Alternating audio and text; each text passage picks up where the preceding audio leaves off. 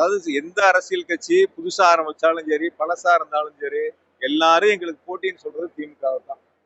வேற யாரும் யாருக்கு போட்டின்னு சொல்றதே இல்லை. காரணம், அந்த அளவுக்கு மக்கள் மனதில் நிலைத்து இருக்கக்கூடிய இயக்கம் திராவிட முன்னேற்ற கழகம்.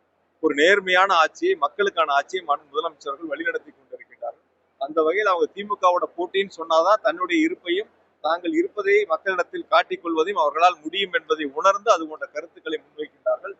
எங்களை பொறுத்த வரைக்கும் நாங்க கலெக்டர் சார் இருக்காரு, அரசு நிகழ்ச்சியா இருக்கு. இருந்தாலும் நீங்க கேட்டதுனால நான் சொல்றேன், 2026 சட்டமன்ற தேர்தலை பொறுத்தவரை முதலமைச்சர்கள் தான் 2வது முறையாக தமிழ்நாட்டில் மாபெரும் வெற்றி பெற்று ஆட்சி அமைப்பார்கள். அதற்கு மக்கள் தயாராக இருக்கின்றார்கள்.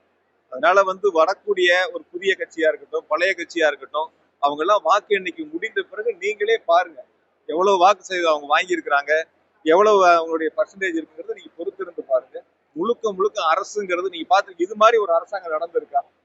முதல்ல மகளிர் உரிமை தொகை கொடுக்குறாங்க, விடுபட்டவங்களுக்கு திரும்ப மனுக்கள் வாங்கி அதையும் கொடுக்குறாங்க, அதுக்கப்புறம் விடுபட்டவங்களுக்கு திரும்ப மனுக்கள் வாங்கி கொடுக்குறாங்க.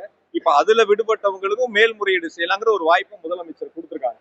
ஆனா வட மாநிலங்கள்ல இருக்கக்கூடிய பிஜேபி அரசாங்கம் என்ன பண்றாங்க, தேர்தல் நேரத்துல அறிவிச்சுட்டு தேர்தலுக்கு முன்பாக கொடுத்துட்டு தேர்தல் முடிந்த பிறகு பயனாளி எண்ணிக்கையை குறைக்கிறாங்க. ஆனா நம்ம முதலமைச்சர் அப்படி இல்லை, பயனாளி எண்ணிக்கை அதிகரிக்க வேண்டும் என்பதுதான் முதலமைச்சருடைய நோக்கம். அதுக்காக தான் தொடர்ந்து அந்த எண்ணிக்கை அதிகரிச்சுட்டு வர்றாங்க. அது விதிமுறைக்கு உட்பட்டு பயனாளியுடைய தேர்வு நடைபெறுகிறது. ஆகையால் அரசை பொறுத்தவரை மக்களுக்கான அரசாங்கமா இருக்கு, நேர்மையான அரசாங்கம், ஒரு நல்ல அரசை முதலமைச்சர்கள் வழிநடத்திட்டு இருக்காங்க. நிச்சயமா 2026 திமுக தான் வெற்றி பெறும். 2வது முறையாக முதலமைச்சர் தளபதி அவர்கள் முதலமைச்சராக ஆட்சி பொறுப்பை ஏற்பார்கள். நீ பொறுத்திருந்து பாருங்க, அப்ப சொல்லுங்க என்கிட்ட.